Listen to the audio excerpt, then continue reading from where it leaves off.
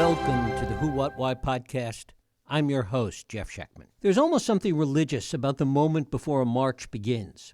That collective breath, that sense of purpose, the belief that if enough people show up, if enough voices join together, the world will notice.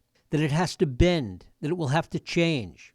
This weekend, thousands will gather under banners reading "No Kings," certain that their presence is an answer, that democracy can be saved one march at a time. But what if we're asking the wrong question?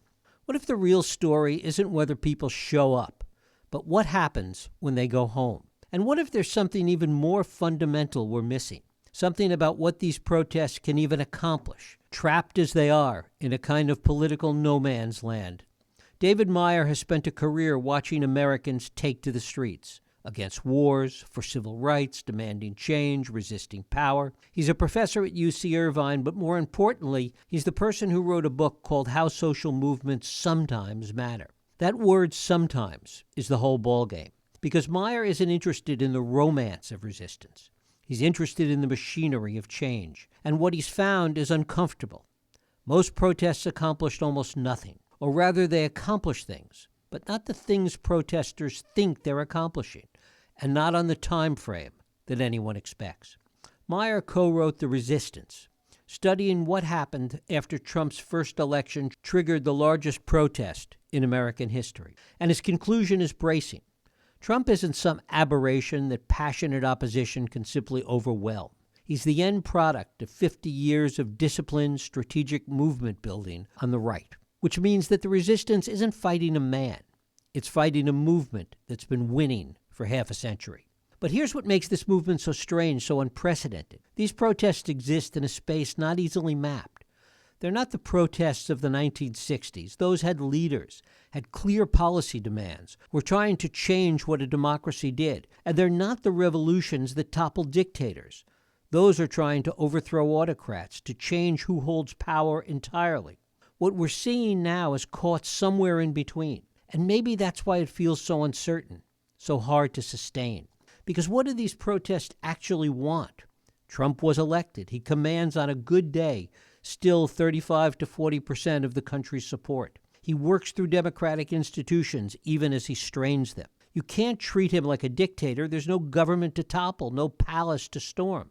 But you also can't treat him like just another president you disagree with. Traditional opposition through institutions feels too slow, too weak for what feels like an existential threat. So the resistance exists in this uncomfortable middle space. No charismatic leadership to follow, no clear demands beyond "stop this," no theory of whether they're trying to change the government or change what it does. Movements that don't know whether they're working within the system or trying to overthrow it end up doing neither. So this weekend, as people gather to say "No Kings," what are you building? Not what are you against, but what are you for?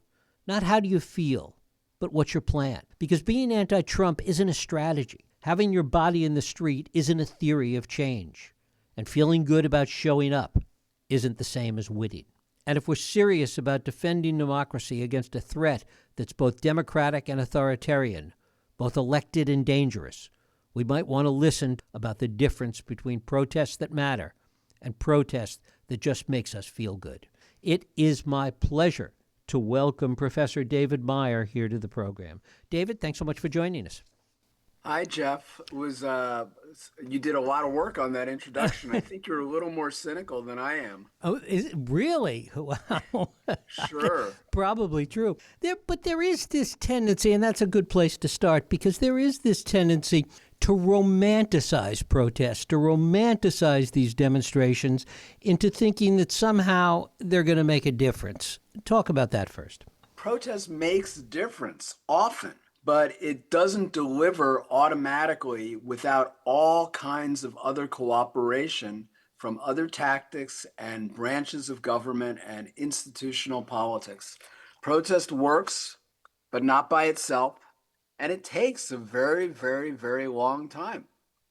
And as you know, mainstream media and most school teachers like to tell shorter stories. It's hard to tell long stories and keep people engaged. So there's a great story that you can tell about the March on Washington in 1963, and 250,000 people show up. And 6 months later, Congress passes the Civil Rights Act. Wow, that's a great story. But the March on Washington was first proposed in 1941, 22 years before the big demonstration took place. And the big demonstration in Washington, D.C., where Martin Luther King gave that great speech, followed years and years of community campaigns, fundraising, organization building, lobbying, electoral participation, and many, many, many other tactics. So protest doesn't work by itself, and it doesn't come out of nowhere. That's the starting point. It takes a long, and if we want to switch forward to No Kings, No Kings builds on top of some organizations that have been active for a very long time. It's not just 5501 that is turning out people. Indivisible, which started 8 years earlier when Trump was first elected, is mobilized intensively with strong community connections, and lots of other organizations concerned with particular aspects of the Trump administration are also turning out people. So there's an infrastructure that's invisible when you just look at the dramatic event. What about the idea, though, that there doesn't seem to be, at least on the surface, a specific set of goals for these protests, and that it also seems to be lacking charismatic leadership, which I would argue is essential to these kind of situations? Let's talk about those things separately. First of all, when you talk about specific demands, it is very hard for a decentralized campaign like the No Kings campaign to come up with a clear message that all 2,000 sites are going to articulate. But I'm pretty sure there are going to be recurrent themes in all of the campaigns, and they're relatively moderate. They're respect the Constitution. They're don't cut taxes for the rich. But any campaign that turns out lots of people has people coming to the campaign, coming to the streets with a set of different expectations and different demands. So if we go back to use the template of the March on Washington in 1963, there were a lot of demands that get filtered out of history. So they were looking for a guaranteed job for every American. Organized labor was a big participant. That's invisible in the history. In terms of the charismatic leadership, there are local leaders who are great speakers. There are well institutionalized politicians who are using a platform like a seat in Congress to articulate views. And I think it's always a mistake to overstate the importance of the dramatic leader. I mean, certainly someone like Martin Luther King was a great speaker and an extraordinarily brave man.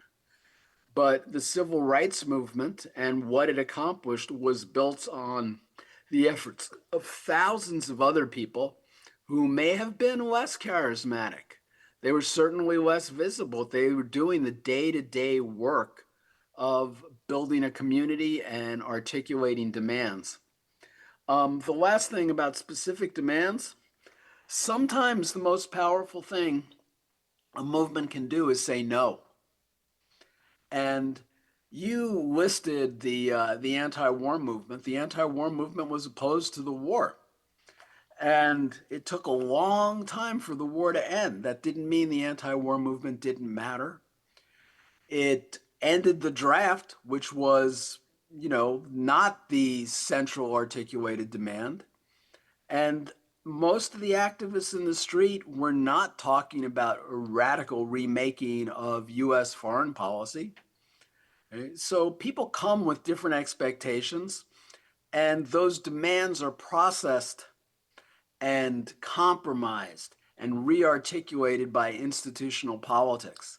That means that whatever you go out there to protest for or against, it's not going to be yes, no, I got it, I didn't get it. you're going to get something or some political process that's part of the story, but it's not like, oh, we're going to go out in the streets and, on Monday, Trump won't be president anymore. I think things are more complicated than that. They are more complicated, and also when we compare them to protest movements, let's just say in the 60s, we're also dealing with a very different media landscape and social and cultural environment. We're dealing with shorter attention spans. We're dealing with information sources that people have that are not as unified as they were 50 years ago. We're dealing with so many things that are inherent in the way information moves today that arguably that creates a whole different framework for for a protest movement like this. I think that's exactly right. I think the political landscape is dramatically different. I think the tactics of organizing are dramatically different. So, I mean, I keep coming back to the 1963 demonstration, but as a good example, it took 8 months to build up to bring 250,000 people to the National Mall for a big protest. Now, getting out the message doesn't require telephone trees. It doesn't require leafleting on the streets. You can get out the message on social media very, very quickly and turn out large numbers much more quickly. Next point of it, you talked about the media landscape. I think that's very, very important. So back in the old days, there was widespread trust in what we now call the legacy media. That's those big national newspapers and broadcast news on television. And it's not like they were always right or you always agreed with the picture they took, but they operated with journalistic conventions where they tried to get an accurate story out and they tried to correct mistakes. And because most people were watching and reading the same things, the images they chose and the stories they told tended to predominate and spread. Now, even the biggest television networks get much lower ratings than they ever got before. The New York Times has fewer readers and there are fewer local papers. When I ask my undergraduate students where they get the news, they say, the internet. And I say, where on the internet? And they say, everywhere. Well, it's a fragmented, segmented media landscape where it's very easy to only get stories that you agree with. That's a problem. And that is a challenge for activists in framing No Kings or any other large organizing effort. Doesn't that work both ways? And that's an inherent part of the problem, that people also show up at these events and come to these protests all for arguably different reasons because they get their news from so many different sources, whether it's, hundreds of YouTube channels or TikTok channels or whatever it might be. Everybody shows up with a different purpose and a different mindset. And then to your point, the way it's covered is equally diffused. So doesn't that take the energy out of it in so many respects? It means that you have to do more than just protest, but it doesn't mean that protest doesn't matter. And when we talk about people coming with different objectives to a campaign, that happens all the time. That used to happen all the time. Okay? Local groups who support large demonstrations go in with ideas about remaking foreign policy or just stopping one war or stopping the draft and on and on. The idea that people are in a demonstration with different objectives and different theories of change, I think that's endemic to protest politics. I think the idea that everyone who was on the mall in Washington, D.C. thought the Civil Rights Act was the be and end all to what they were asking for is fanciful. In terms of the interpretation war, I think you're right. That's a big challenge for us as American citizens to understand what's really going on, and for members of the media to portray as accurate a story as they can. And that's hard now. Talk about this hybrid idea that on the one hand, the goal is an electoral goal, a democratic goal in terms of what I think most people going to these marches would like to see, some kind of preservation of democracy and some kind of resolution of all of this through democracy. And yet there is also this sense of wanting to have no kings, to overthrow some kind of monarch. And these two things are not necessarily in sync with each other. I think saying that you want a president bound by the Constitution and by laws, no kings is a very American slogan. It's the kind of thing people might have said during the American Revolution. No kings, no absolute power, checks and balances. Although they probably wouldn't have used that term, but a separation of powers and diffusion of power to localities. I think saying stop to the persistent overreach of the Trump administration is a really good start to lots of other conversations. And the things that are most salient, that is most meaningful, important, urgent to people who are showing up at those demonstrations are for sure all over the place. There are people who don't want federal workers fired. There are people who don't want to abandon standards on climate change. There are people who don't want to cede public health to Bobby Kennedy Jr. and forego vaccinations. And in the university where I live, people are concerned with funding for financial aid and funding for scientific research. So there's a whole batch of grievances that fit under the broad umbrella of restoring institutional balances in American politics. And the responses are likely to be partial and fragmented as well. But again, that doesn't mean they don't matter. So, as you know, the very conservative Republican governor of Oklahoma, Kevin Stitt, just made an announcement that it was inappropriate and dangerous for the president to federalize the National Guard and send them to states where the governors don't want them. Okay? That's a little bit of Republican opposition, a crack in a coalition. If the big demonstration on No King's Day is successful, we should watch for more cracks. That doesn't mean the whole edifice falls at once, but it does mean that you can observe a weakening. Okay? A couple of days ago, the president of MIT wrote a spectacular statement explaining that MIT was not going to accept a compact with the Trump administration, in which they promised if MIT did what they wanted on admissions and curriculum, the university would have expedited access to federal funds.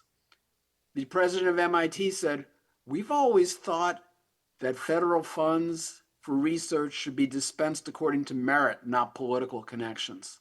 And she rejected the offer. After today, across my computer, I learned that Brown University rejected the offer, and a coalition of Iowa universities have rejected the compact.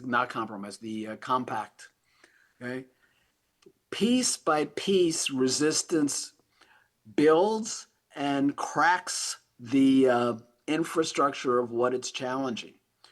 In real life, we wish this happened faster. We wish we could always see the effect of what we're doing. But the process of social change is long and difficult. And because you can't see everything moving doesn't mean it's not happening. Because you can't notice your child growing on a day-to-day basis and you have to take measurements over a longer period of time, it doesn't mean he's not getting nutrition, doesn't mean he's not growing. So the demonstrations on Saturday are intended to feed the resistance and chasten their opponents. And I expect that's quite likely to happen. Talk about past protests against Trump 1 and some of the lesser protests against Trump 2, how they have played out and what, in your view, they might have accomplished. Well, the Women's March was probably the largest demonstration ever in American history.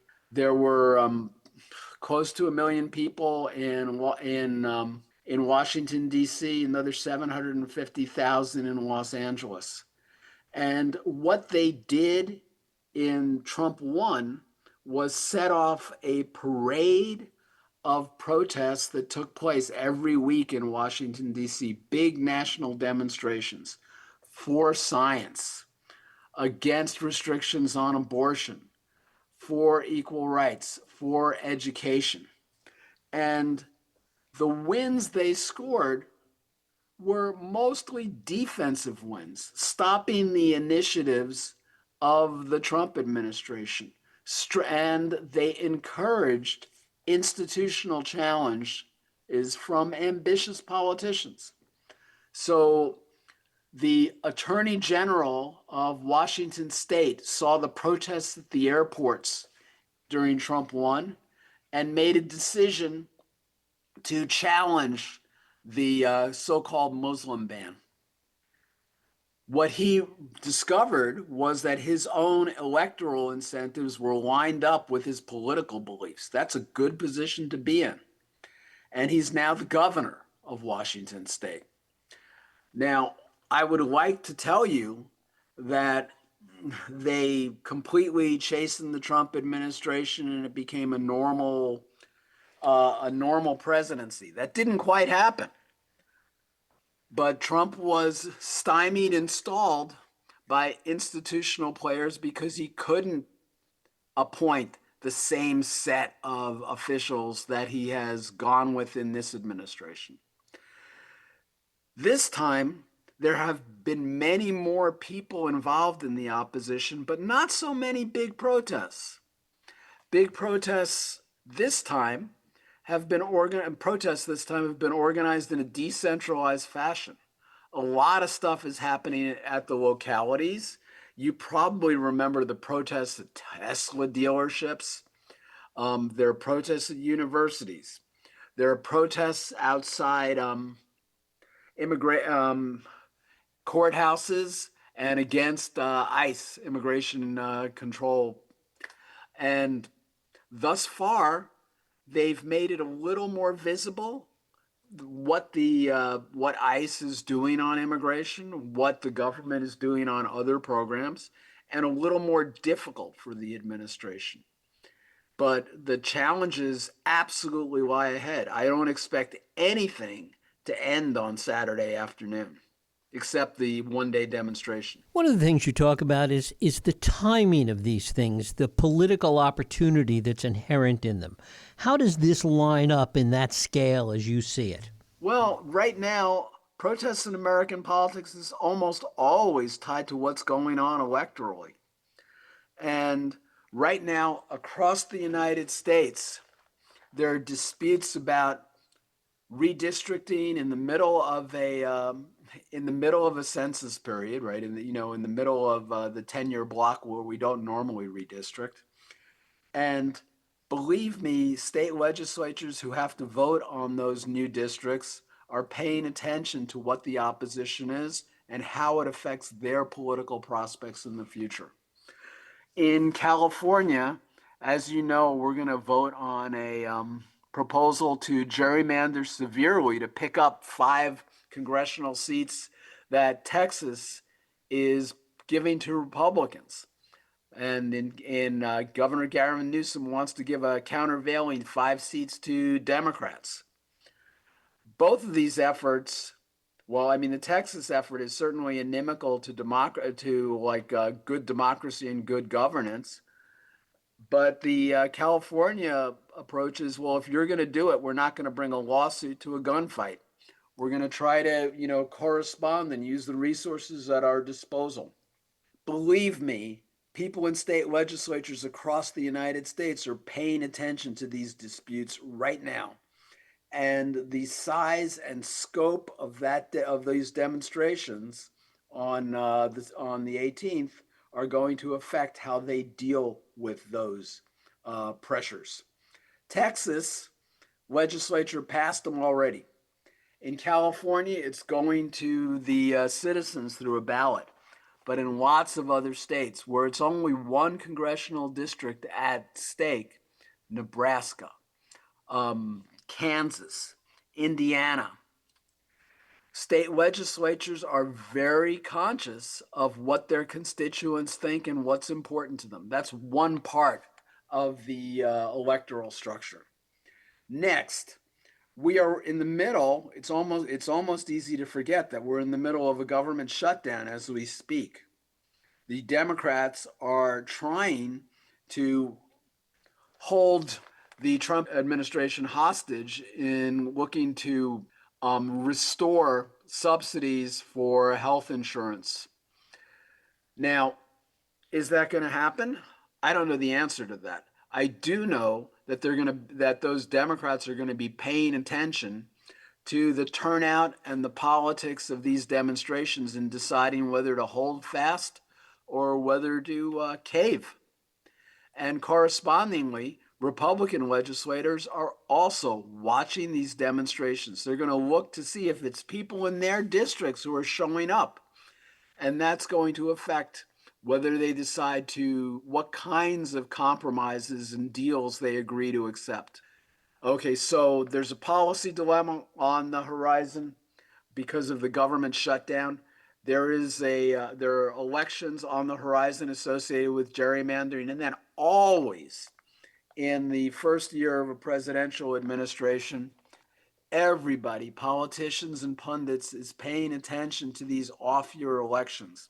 That is the governorships in New Jersey and Virginia. and New Jersey.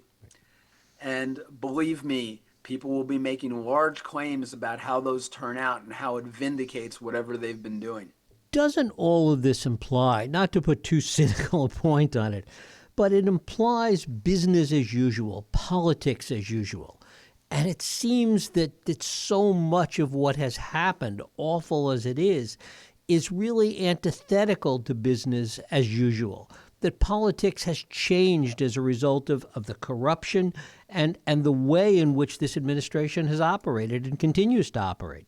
I wish I could tell you that corruption is something new in American politics. It's not. I wish I could tell you that the extraordinary moves the Trump administration has made to seize power and expand its power is something that has provoked a new kind of politics. But a new kind of politics doesn't come out of nowhere, and it doesn't come out instantly. It's the result of a long haul, slow boring of boards. Max Weber, the famous German sociologist, said, you have to pound and pound and pound away. And regular politics, which includes elections and fundraising and canvassing, all that stuff is going on at the same time. And when more people get involved with greater passions, there's a possibility of constructing something new. Somebody mentioned to me earlier today, talking about this, that there is this possibility, this fear of violence that hangs over this weekend. Talk about that. The prime organizations that are underneath the No Kings rally are determinedly, vociferously committed to nonviolent action. And they're offering training sessions. In all of their written materials, they're emphasizing we are nonviolent, right? And they believe, and there's good reason to believe this, that any instances of violence will be used to tar and discredit them.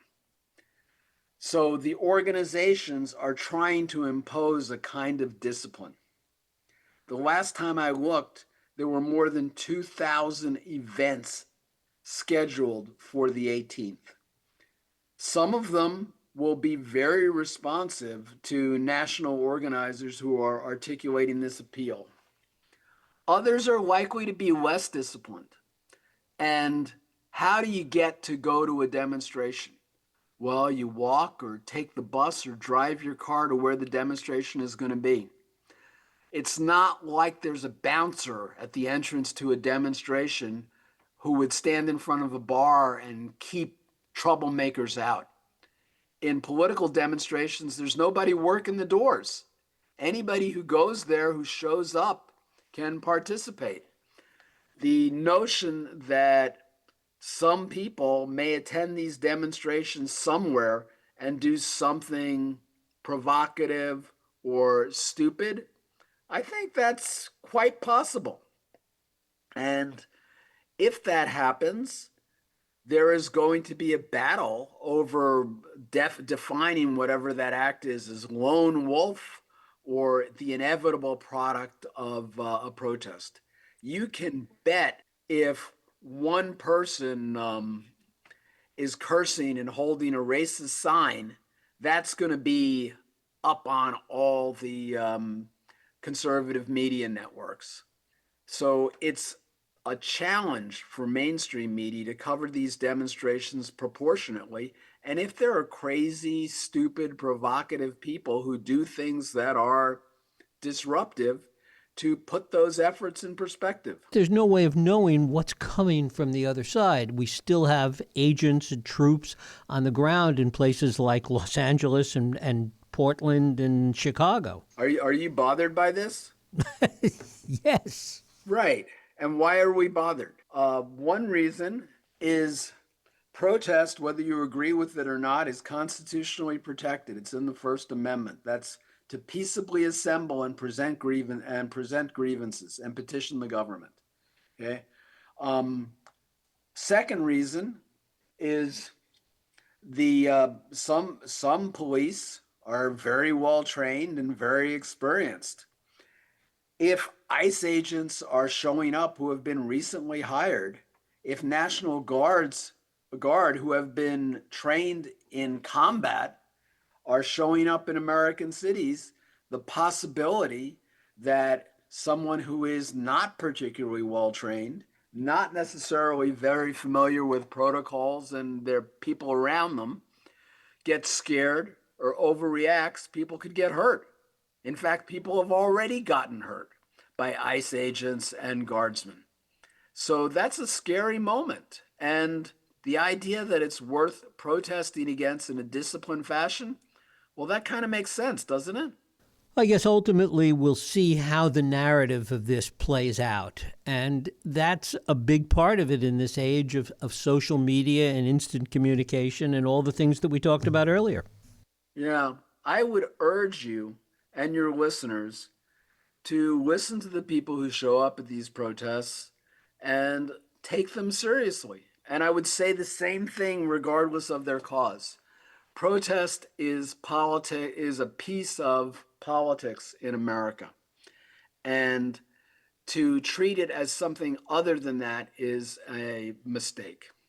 Professor David Meyer, I thank you so much for spending time with us today here on the Who, What, Why podcast. Thank you, Jeff. It was a pleasure. Thank you. And thank you for listening and joining us here on the Who, What, Why podcast. I hope you join us next week for another Who, What, Why podcast. I'm Jeff Sheckman.